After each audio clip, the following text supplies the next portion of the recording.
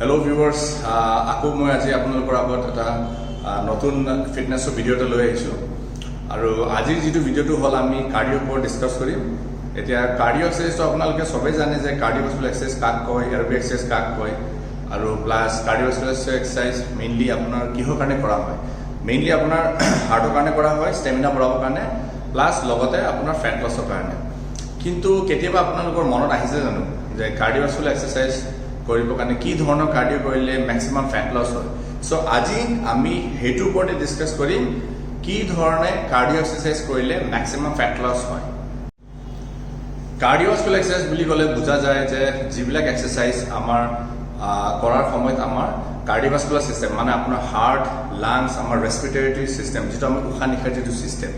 so হেতু ওপৰত আমি বেসিক্যালি আমি গুৰুত্ব দি পেলাই এক্সাৰসাইজ কৰো আৰু কাৰ্ডিঅ এক্সাৰসাইজ বিলাকক বেসিক্যালি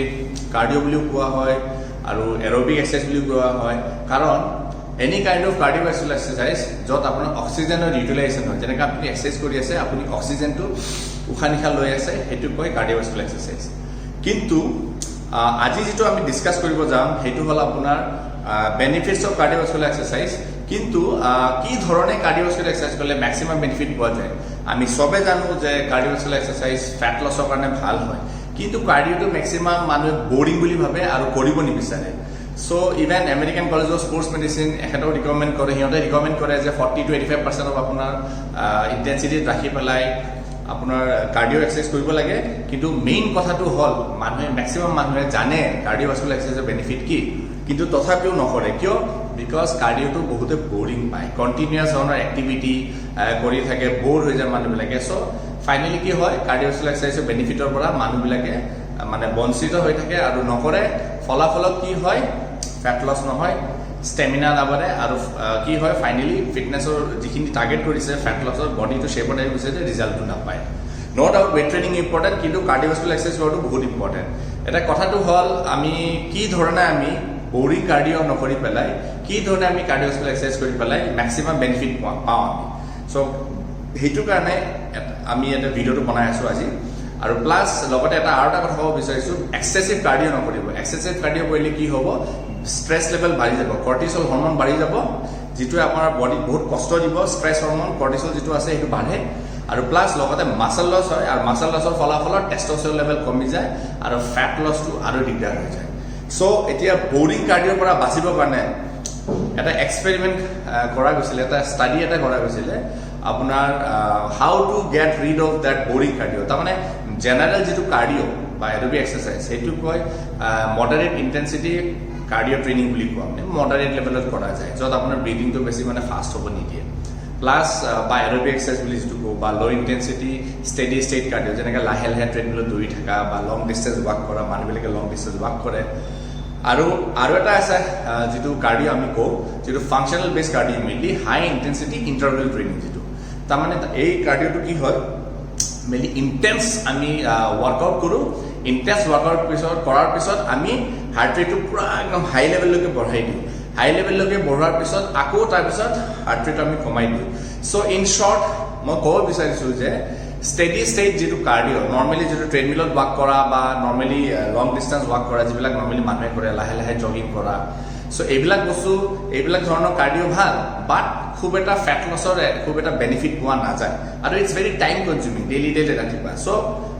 আধা ঘণ্টাতকৈ ওপৰত কৰিলেহে কিবা বেনিফিট পোৱা যায় এইবিলাক এক্সাৰসাইজ সব মানুহৰ আধা ঘণ্টাতকৈ ওপৰত 40-45 মিনিট 1 আৱাৰ ডেইলি কাৰ্ডিঅ কৰাৰ সময় নাই এটা কথাটো কি হল কি ধৰণে কম সময়তে মানে সেই কাৰ্ডিঅ এক্সাৰসাইজটো ইন্টাৰেষ্টিং কৰো এৰোবিক এক্সাৰসাইজটো ইন্টাৰেষ্টিং কৰো লগতে আপোনাৰ হাই ইন্টেন্সিটি যদি আমি কাৰ্ডিঅ কৰো এগেইনষ্ট আপোনাৰ লো ইন্টেন্সিটি কাৰ্ডিঅ তেতিয়া হলে বেনিফিটটো কিহৰ কাৰণে পোৱা যায় কাৰণটো হল যেতিয়া আমি ইন্টেন্স কাৰ্ডিঅ কৰো তেতিয়া বডিত বহুত মানে অক্সিজেন কনজাম্পশন হয় ফৰ এক্সাম্পল যেতিয়া আমি এক্সাৰসাইজ কৰো ডিউৰিং এক্সাৰসাইজ তাৰমানে কি হয় প্ৰথমটো আপোনাৰ নৰ্মেল লাহে লাহে যেতিয়া আমি এক্সাৰসাইজ কৰো তেতিয়া লাহে লাহে ফাৰ্স্ট যেতিয়া ইনিশিয়েল ষ্টেজত তাৰমানে আমাৰ বডিত এটিপি সিক্ৰেট হয় তাৰমানে ক্ৰিয়েটিন ফসফেট আডেনোসিন ট্ৰাইফসফেট বুলি যেটো এনাৰ্জি মলিকিউল প্ৰথম সাডেন মানে আপোনাৰ মানে ইনস্ট্যান্ট এনাৰ্জি দিয়ে এটা লাহে লাহে যেতিয়া আমি এক্সাৰচাইজ কৰি থাকোঁ তেতিয়া আমি গ্লুক'জখিনি কাৰ্বহাইড্ৰেটখিনি ইউটিলাইজ কৰোঁ তাৰপিছত লাহে লাহে গৈ পেলাই ফেটি এচিড যিটো আমাৰ ফেটটো আমি টাৰ্গেট কৰোঁ চ' এই প্ৰচেছটো শ্ল' এণ্ড ষ্টেডি ষ্টেট কাৰ্ডিঅ'ত সেইটো সেই মোডটোত ফেট বাৰ্ণিং মোডটোত যাবৰ কাৰণে অলমষ্ট আধা ঘণ্টাতকৈ ওপৰত মানে সময় লাগি যায় এতিয়া কথাটো হ'ল কম সময়ত 15-20 মিনিটত সেই লেভেলটো সেই ফেট বাৰ্ণিং জ'নত আমি কেনেকৈ গৈ পাওঁ চ' ষ্টাডি কৰাৰ পিছত এইটোৱে পোৱা গৈছে যে ডিউৰিং এক্সাৰচাইজ যেতিয়া আমি ইণ্টেন্স যেতিয়া আমি কাৰ্ডিঅ' কৰোঁ for short duration high intensity interval training তেতিয়া দেখা গৈছে যে মেক্সিমাম অক্সিজেন কনজাম্পশ্যন হয় বডিৰ কাৰণ ছাডেন এটা শ্বক পোৱা যায় বডিৰ যিটো বেলেঞ্চটো পুৰি ডিষ্টাৰ্ব হৈ যায় তাৰপিছত কি হৈ যায় ডিউৰিং দেট প্ৰচেছ বডিৰ যিটো বেলেঞ্চটো যিটো ভাঙি গ'ল যেতিয়া মানে ইণ্টেন্স যিটো মানে কাৰ্ডিঅ' কৰাৰ পিছত যিটো ছাডেন ডিমাণ্ড অফ অক্সিজেন যেতিয়া বডিত মানে বাঢ়ি যাব তেতিয়া বডিটোৱে কি কৰে এটা শ্বক এটা পাই যায় চ' ছেকেণ্ড প্ৰথম কথাটো হ'ল আপোনাৰ ব্লাডত অক্সিজেন লেভেল বাঢ়ি যায় নেক্সটটো হ'ল বডিৰ ক'ৰ টেম্পাৰেচাৰ বহুত বাঢ়ি যায় যিটোৱে নেকি আপোনাৰ বডিত অক্সিজেন কনজাম্পশ্যনটো বহুত বেছি বঢ়াই দিয়ে বঢ়োৱাৰ ফলত কি হয় আমাৰ মাছেলবিলাকত অক্সিজেন চেচুৰেশ্যনটো বহুত বাঢ়ি যায় নেক্সট ফাইনেলি আমাৰ বডিত কিছুমান হৰম'নছ আছে যিটো আপোনাৰ এড্ৰেলিনিন বুলি কওঁ থাইৰয়ড হৰম'ন আৰু বিভিন্ন ধৰণৰ এনেকুৱা কিছুমান হৰম'নছ আছে যিবিলাকে আমাৰ বডিত অক্সিজেন কনজাম্পটো বঢ়াই দিয়ে কাৰণ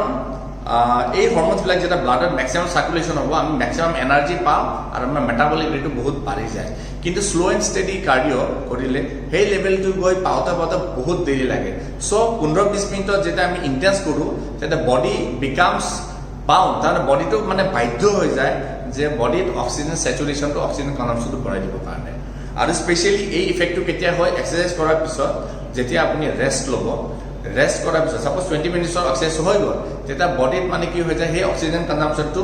কাৰণ আগত যিটো মানে নৰ্মেল ৰেটত যিটো আছিলে হাৰ্ট ৰেটটো নৰ্মেল আছিলে গোটেই ব্লাড প্ৰেছাৰ গোটেইখিনি যে নৰ্মেল আছিলে ছাডেনলি এলিভেট হৈ গ'ল তো এলিভেট হোৱাৰ পিছত বডি টেম্পাৰেচাৰ বাঢ়ি গ'ল ক'ৰ টেম্পাৰেচাৰ বাঢ়ি গ'ল হৰম'নছবিলাক গোটেই চিক্ৰেট হ'ল বডিত অক্সিজেন কনজাম্পশ্যন বাঢ়ি গ'ল তো অট'মেটিকেলি যে ৰিকভাৰী সময়ত কি হয় আকৌ আগৰ লেভেলত ঘূৰি আহিবৰ কাৰণে কি কৰে বডিয়ে মেক্সিমাম অক্সিজেন কনজাম্পশ্যন কৰিব আৰম্ভ কৰি দিয়ে চ' ফলাফলত কি হয় বডিয়ে মেক্সিমাম মানে আপোনাৰ ফেট বাৰ্ণিং জ'নত গুচি যায় কাৰণ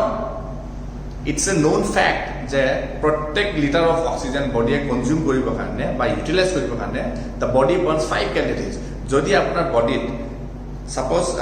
20 মিনিটত যদি 1 লিটাৰ অক্সিজেন কনজিউম কৰি আছিলে বডিয়ে যদি তাৰ বদলা যদি আপোনাৰ বডিয়ে যদি 5 মিনিটত যদি 1 লিটাৰ অক্সিজেন কনজিউম কৰে তাৰমানে কি ইট মিনছ আপোনাৰ কেলৰি বাৰ্ণিংটো বাঢ়ি গ'ল চ' অট'মেটিকেলি কি হ'ব the more oxygen you consume post exercise তেতিয়া আপুনি মেক্সিমাম আৰু আপোনাৰ ফেটটো মানে আপোনাৰ মেক্সিমাম এনাৰ্জিত কনভাৰ্ট হৈ যাব চ' সেইটোৱে কথা চ' এনেকুৱা কৰি পেলাই কি হয় আপোনাৰ মেক্সিমাম মানে ফেট মেটাবলিজম হয় তাৰমানে ফেটছবিলাক ব্ৰেকডাউন হৈ পেলাই স্মলাৰ পাৰ্টিকলছত কনভাৰ্ট হয় আৰু এনেকুৱা আপোনাৰ বডিত আমাৰ এনাৰ্জি প্ৰভাইড কৰি থাকে সেইখিনি এচিমিলেট হৈ যায় so' this is the main reason যিটোৰ কাৰণে আমি হাই ইণ্টেনচিটি ইণ্টাৰভেল ট্ৰেইনিং কৰিলে মেক্সিমাম মানে আমাৰ ফেট বাৰ্ণ হয় আৰু এই ফেট বাৰ্ণিং প্ৰচেছটো কিন্তু ডিউৰিং যেতিয়া আপুনি এক্সাৰচাইজ কৰিব high intensity interval training during exercise কিন্তু খুব এটা ইমান মানে ফেট বাৰ্ণ নহয় তাৰমানে খুব এটা মানে ইমান কেলৰিজ বাৰ্ণ নহয় কিন্তু যেতিয়া এক্সাৰচাইজ কৰাৰ পিছত যেতিয়া ৰেষ্ট ল'ব যেতিয়া আফটাৰ বাৰ্ণ মানে কি বডিৰ যেতিয়া আপোনাৰ বেলেঞ্চটো যিটো হোমিঅ'ষ্টেচিছ সেইটো যেতিয়া ব্ৰেকডাউন হ'ব সেই বডিটোক ৰিকভাৰ কৰিবৰ কাৰণে বডিয়ে maximum amount of oxygen consume কৰে চ' দেট আকৌ ৰিকভাৰীটো হয় আৰু লাহে লাহে আগৰ ষ্টেটত আহি যায় আৰু এই প্ৰচেছটো অলমষ্ট মিনিমাম ষ্টাডিজে দেখাইছে যে 24 আৱাৰ্ছ টু 48 আৱাৰ্ছলৈকে আমাৰ বডিৰ ইকুইলিব্ৰিয়ামটো ব্ৰেকডাউন হৈ থাকে 24 আৱাৰ্ছ টু 48 আৱাৰ্ছলৈকে আমাৰ মেটাবলিক ৰেট হাই হৈ থাকে চ' ফ্ৰেণ্ডছ চ' আপোনালোকে গম পালে যে বৰিং লং ডিষ্টেঞ্চ কাৰ্ডিঅ' কৰিব নেক্সট টাইম নে হাই ইণ্টেনচিটি ইণ্টাৰভেল ট্ৰেইনিং কৰিব চ' দেটছ ইট আৰু মই যিমান পাৰোঁ চিম্পল লেংগুৱেজত চেষ্টা কৰিছোঁ মই ফিডবেক পাইছোঁ যে চিম্পল লেংগুৱেজ ইউজ কৰিবৰ কাৰণে চ' এইটোৱে কথা যে মই যোৱাৰ আগতে আৰু এবাৰ কৈ আছোঁ যেতিয়া আপুনি হাই ইণ্টেনচিটি ইণ্টাৰভেল ট্ৰেইনিং ছাডেন আপুনি ইণ্টেন্স এক্সাৰচাইজ কৰিব ছাপ'জ বাৰ্পিছ কৰিলে 10 ছেকেণ্ডৰ কাৰণে 10 ছেকেণ্ড বাৰ্পিছ কৰি 10 ছেকেণ্ড ৰেষ্ট লওক বা 20 ছেকেণ্ড বাৰ্পিছ কৰি 20 ছেকেণ্ড ৰেষ্ট লওক এনেকুৱা হাৰ্ট ৰেটটো আপুনি যেতিয়া বঢ়াই দিব মানে ইমান লেভেল বঢ়াই দিব যে আপোনাৰ উশাহটো একদম ছুটি হৈ যায় আকৌ 20 ছেকেণ্ড আপুনি ৰেষ্ট লওক এনেকুৱা কৰিলে হাই ইণ্টেনচিটি ইণ্টাৰভেল ট্ৰেইনিং আৰু মেক্সিমাম 20 মিনিটছৰ বেছি হাই ইণ্টেনচিটি ইণ্টাৰভেল ট্ৰেইনিং কৰিব নালাগে নহ'লে ইঞ্জুৰি হয় প্লাছ ইফেক্টিভ নহ'ব ষ্ট্ৰেছ লেভেল বাঢ়ি যাব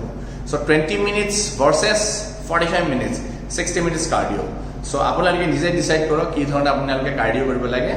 আৰু plus main reason oxygen consumption যিমান বাঢ়িব ইমানে ক্যালোৰিজ বাৰ্ণ হ'ব কাৰণ সিম্পল ফিজিওলজি বডিত যদি আপুনি ফ্যাট বাৰ্ণ কৰিব বিচাৰিছে তেতিয়াহ'লে বডিত অক্সিজেন লেভেল বঢ়াব লাগিব and this is the way আৰু এনেকুৱা এক্সাৰসাইজ কৰিবলৈ যেটা ৰিকভাৰি টাইমত বডিয়ে বহুত অক্সিজেন ইউটিলাইজ কৰে ফলাফলত কি হয় ফ্যাটটো অটোমেটিক্যালি মানে এনাৰ্জিত কনভাৰ্ট হৈ যায় আৰু আপোনাৰ ফ্যাট লছ হয় সো ফ্ৰেন্ডস ভিডিওটো চাই ভাল লাগিলে আপুনি শেয়াৰ কৰিব আৰু প্লাস কিছুমান সাজেশন যদি আছে দিব মই যিমান পাৰো সিম্পল ল্যাঙ্গুৱেজত ভিডিওটো বনাইছো সো দ্যাট আপোনালোকে বেনিফিটটো পায় so thanks for watching have a good day and stay strong always